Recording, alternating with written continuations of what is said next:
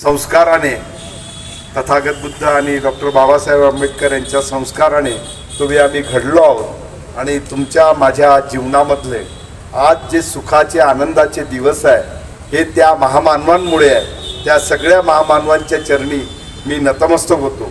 मित्रांनो, ज्या गोष्टीसाठी आज आम्ही या ठिकाणी सगळे उपस्थित आहोत, इथे जगजित सिंगजी आहेत, आमचे नागदीपंकर भंतेजी आहेत, आमचे ख्रिश्चन मित्र आहेत, ही सगळी मंडळी वेगवेगळ्या धर्माची वेगवेगळ्या पोशाखातली जरी असेल तरी विचाराने मानवतेची आहेत। कारण मानवासाठी धर्म आहे, धर्मासाठी माणूस नाही आहे। आणि म्हणून या ठिकाणी आमची ही एकता, जेव्हा राष्ट्रसंत तुकडोजी महाराज हे जपानमध्ये गेले, विश्व धर्म परिषद, विश्व शांती परिषद होती, भारताचे प्रधानमंत्री पंडित जवाहरलाल नेहरूंनी त्यांना त्या ठिकाणी भारताचं प्रतिनिधी म्हणून पाठवलं। मराठी चारही वर्ग न शिकलेला व्यक्ती त्या ठिकाणी सर्वधर्म परिषदेमध्ये जातो आणि त्या ठिकाणी त्यांच्या त्या परिषदेची सुरुवात त्यांच्या भजनाने होते। हर देश में तू, हर भेष में तू, तेरे नाम अनेक तू एक ही है, तेरी रंगभूमि यह विश्व भरा, सब खेल में मेल में तू ही तू है। आणि त्यांनी काही भाषण दिलं, पण त्याचं शेवटचं एक भाषण जे होतं त्या ठिकाणचं ते असं होतं की त्या ठिकाणी भारताकडनं एक प्रस्ताव ठेवला गेला की विश्वामध्ये शांती प्रस्थापित कशी होईल। कारण ही शांतीचा जो पैगाम आहे हा भारतातूनच जगामध्ये दिला गेला। इथली मानवता, इथले महापुरुष यांनी नेहमी शांतीचाच विचार केला आणि त्या ठिकाणी तो प्रस्ताव असा होता की भगवान बुद्धाच्या पंचशिलांनी विश्वामध्ये शांती प्रस्थापित होऊ शकते।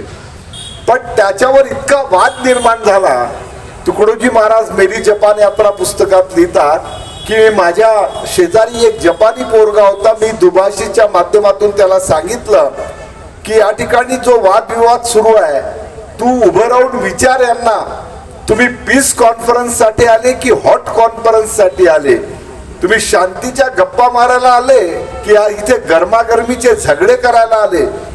ते कोणी हिम्मत केली नाही, तो मुलगाही बोलायची हिम्मत नाही केली।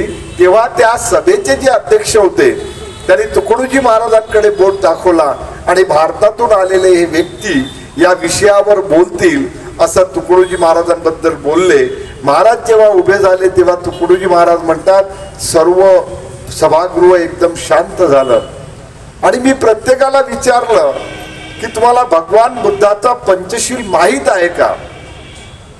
तिथे ते अभ्यासक वेगवेगळे याचे होते, त्यांनी सांगितलं की म्हणाले, पहा तुम्ही ज्या याच्या गोष्टी करता धर्माच्या, तर धर्म माणुसकीशी म्हणते, माणुसकी न्यायावर शोधती, न्याय सर्वांच्या प्रती एकच असतो सर्वदा।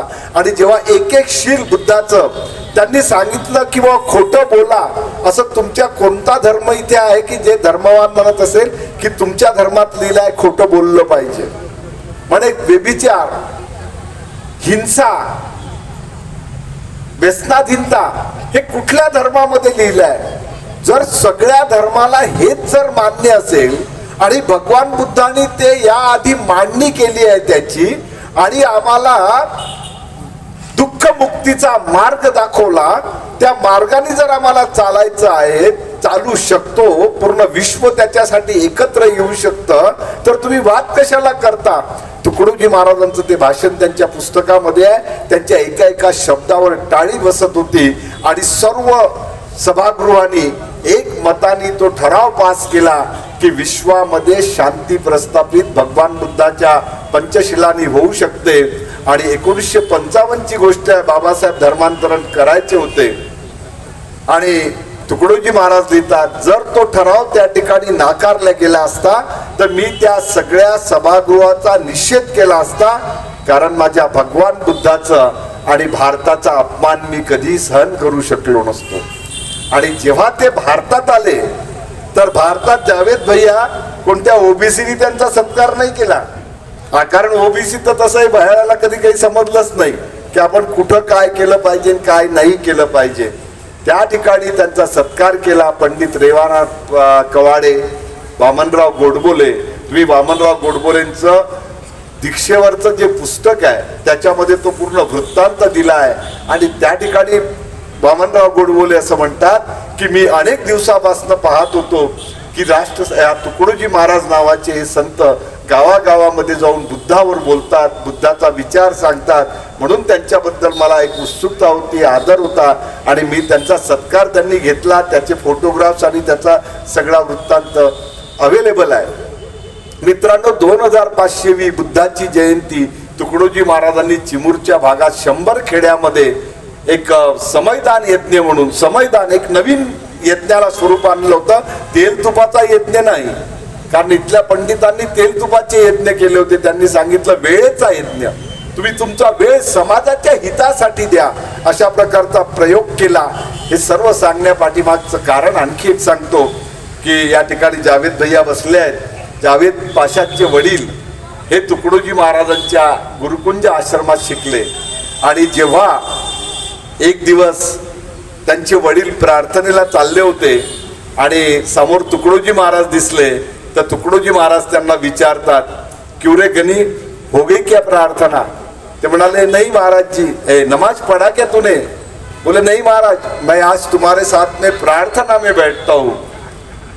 तुकडोजी महाराज त्याला सांगतात की तू जो नमाज पढ़ता है वही प्रार्थना है, तू नमाज पढ़ और नमाज पढ़ने के बाद में समय बचेगा तो आना प्रार्थना में, नहीं तो पहले तेरा नमाज पढ़ ले. ही जी भावना संत महापुरुषांची होती. मोजरीच्या मस्जिदला तुकडोजी महाराजांनी तिथल्या मौलानांना बोलावून त्यांना 1000 रुपयाचं म्हणजे 1000 रुपयाची मदत बांधकामासाठी तेव्हा एका फकीराने केली, लोकांनी दिलेल्या दानातून. हे सगळं सांगण्यापाठीमागचा एकच उद्देश होता. जाता जाता शेवटचं एक सांगेल, 1968 मध्ये याच नागपूर शहरामध्ये दंगा पेटला होता. जातीयवादी धर्मवादी दंगा होता तो. त्यावेळेस तुकडोजी महाराज कॅन्सरनी त्रस्त होते. मुंबईवरून त्यांचं ऑपरेशन होऊन ते मोजरीला आले होते आणि तो दंगाचा तो काळ आम्ही सुद्धा मोजरीला होतो. त्यावेळेस रतनचंदजी डागा नागपूरचे जेव्हा महाराजांना भेटायला गेले तेव्हा तुकडोजी महाराज म्हणतात की दादा मेरी दवा. तर त्या डागाजींना समजत नव्हतं, कारण ते काही डॉक्टर नव्हते. तर म्हणाले, महाराजजी कोणसी दवा चाहते हो? पण मग त्यांच्या लक्षात आलं, सब धर्म के धर्मगुरुओं को बुलाओ. हाँ, सब धर्म के धर्मगुरुओं से मुझे बातचीत करना है. त्या ठिकाणी त्या सगळ्या धर्मगुरूंना आणलं गेलं होतं. त्याच्यात मुस्लिम करीम बाबा होते, बुद्ध धर्माचे त्यावेळेसचे भंतेजी होते, मी आत्ताच नागदीपंकरजींना सांगितलं, अनेक वेगवेगळ्या धर्माचे धर्मगुरू होते. त्या प्रार्थना सभेत मी उपस्थित होतो, कारण मी तिथे शिकायला होतो. तेव्हा तुकडोजी महाराजांनी सगळ्यांना सांगितलं की वाघ आणि बकरी आपसामध्ये प्रेम जर निर्माण झालं तर एका पानवठ्यावर पाणी पिऊ शकते. तर तुम्ही माणसा आणि तुम्ही धर्म, प्रत्येक धर्म सांगतो की आम्ही माणसाच्या कल्याणासाठी आहो, मानवतेच्या कल्याणासाठी आहो.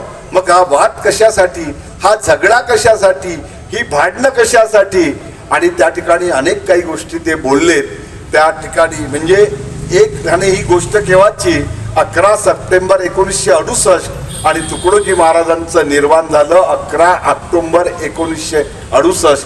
1 महिन्याआधी त्यांनी या सगळ्या लोकांना एक प्रेमाचा संदेश दिला.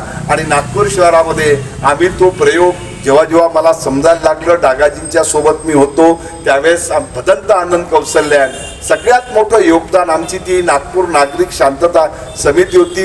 भदंत आनंद कौशल्यान होते, मौलाना अब्दुल करीम पारेखजी होते आणि आर्च बिशप डिसूजा. रतनचंदजी डागा स्वतः जैन धर्माचे होते. मी त्यांच्यासोबत काम केलं. जेव्हा रतनचंदजी डागांना सत्कार करण्याचा त्यांचा 75वा वाढदिवस करायचा होता, जावेद भैया त्यांना विचारलं की दादा तुम्हारा सत्कार किसके हाथ से करना, कारण ते मोठे व्यक्तिमत्व होतं. कोणताही मुख्यमंत्री महाराष्ट्राचा त्यांच्या पायावर डोके ठेवायचा, त्यांच्यासाठी आले असते. तर तेव्हा त्यांना विचारलं की डागाजी किसके हाथ से आपका सत्कार करना? त्यांनी म्हणाले कि एक ऋषितुल्य आदमी के हाथ से का सत्कार करो. तो बोले कौन है ऐसा आदमी ऋषितुल्य?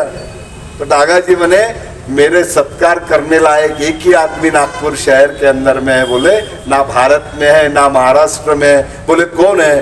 म्हणे डॉक्टर भदंत आनंद कौशल्या के हाथ से मेरा सत्कार होना चाहिए आणि मी त्याचा साक्षीदार होतो. मानपत्र देऊन त्यांचा सत्कार भंतेंच्या हस्ते झाला.